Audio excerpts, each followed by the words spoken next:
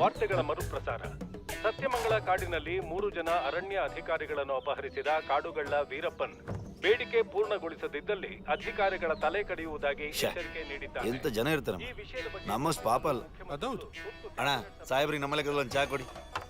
ದುಷ್ಟಶಕ್ತಿಗಳು ಗಡಿದಾಡಿದರೆ ಪೆಟ್ಟು ನೀನೇ ಕೊಡಬೇಕು ಗುಳಿಗ. ಕಟ್ಟಾದ ಅಂಚಿನಲ್ಲಿ ಹುಲಿ ಹೊಂಚಿದೆ. ಜಾಗ ನಿಮ್ಗೆ ಗೊತ್ತಿದೆ ಅಂತ ಪೋಸ್ಟಿಂಗ್ ಮಾಡಿಸ್ಕೊಂಡ್ರಿ ಮರಗಳು ಹೋಗ್ತಿರುವಾಗ ನಿಮ್ಮ ರೆಪ್ಯುಟೇಷನ್ ಹೋಗ್ತಿದೆ.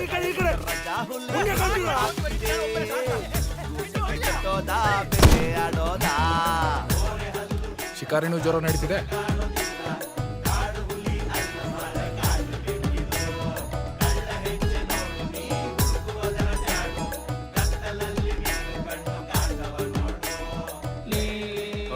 ಈ ಸರ್ತಿ ದೊಡ್ಡದ ಅಂತ ಆದರೆ ಒಂದು 70 kg ಉಂಟು. ನೀವೀಗಲ್ಲ, ನಾ ಸಣ್ಣದಿರುವಾಗ ಭಯಂಕರ ಶಿಕಾರಿ ಮಾಡ್ತೀನಿ. ಓ, ನೋಡುವಾಗ ಕಾಣುದಿಲ್ಲ. ಬನ್ನಿ ಬರ್ತೇನೆ. ಏನ್ ಸೇಡ್ ತಿರ್ಸ್ಕೊತಾ ಇದ್ದೀರಾ?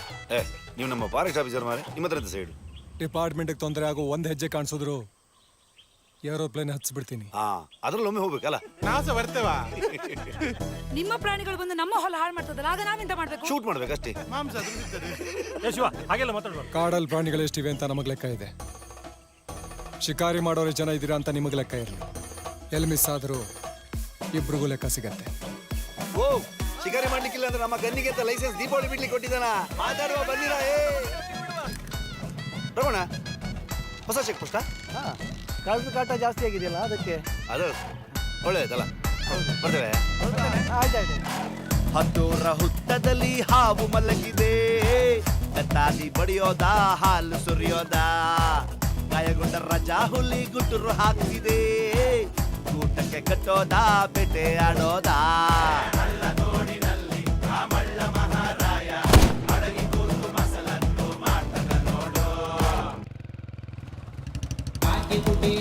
ಗುಡಿ ಸಿರುರ